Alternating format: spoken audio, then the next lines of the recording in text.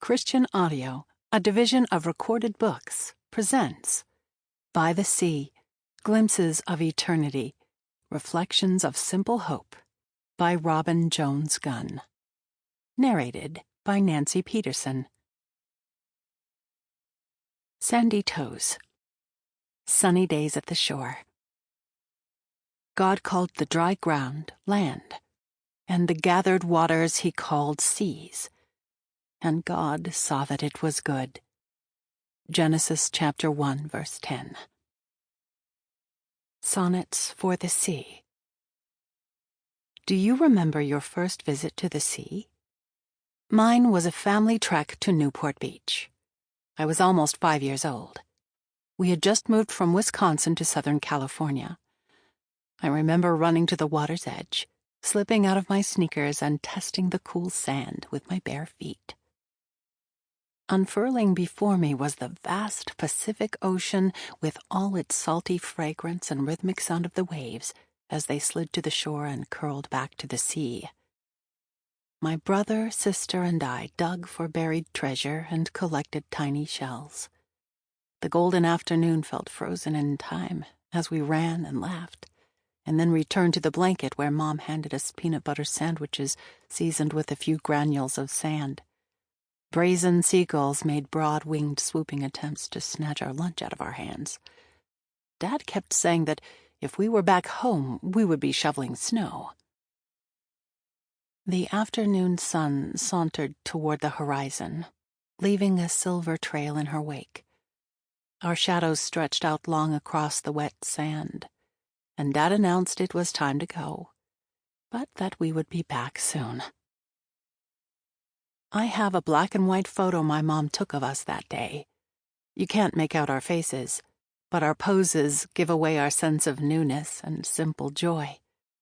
Rolled up pant legs, my sister with her hands on hips, my dad looking as if he had conquered a new land. Our posture says, we are beach people now. We belong here. My love of the sea began that day, and it has remained a true love. Over the years, many of my happiest vacations have been spent at various beaches on this beautiful planet. Perhaps the same is true for you. You hold close the many memories made with family and friends under beach umbrellas or sailing across the blue. You still have the small shells you found while strolling across a shoreline laced with white squiggles of sea froth. Every visit to the sea is different, isn't it? The tides change, the winds shift, clouds gather and flee. Sunsets never grow old. The invitation to come as we are is always open. After every visit, we leave a little changed too. The burdens of our hearts don't quite feel so heavy. Gloomy thoughts have cleared our minds. We can breathe again. Fresh dreams rise to the surface, and we are renewed.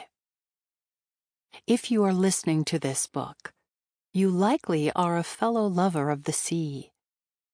You are well acquainted with the way the ocean nourishes something burrowed inside you that hibernates when routines take command of your life. You need to hear the song of the waves, which can echo in your thoughts on dark nights. You have experienced the way the sunshine can quench an inner thirst like nothing else. Some of the times you've found yourself lost in prayer or most deeply in awe of God likely were moments when your toes were anchored in the cool sand. You know how a stroll on a pristine stretch of beach can settle your windswept soul. This book is for all of us who love the sand, the sun, and all that comes with the joy of being near the ocean. It is my sonnet for the sea, composed with affection. As you listen to this book, my wish is that these heartfelt words will kindle memories of moments that you've savored being by the sea. May you catch glimpses of eternity and see reflections in your own life of the gift of simple hope. The sea, the sea. Sample complete. Ready to continue?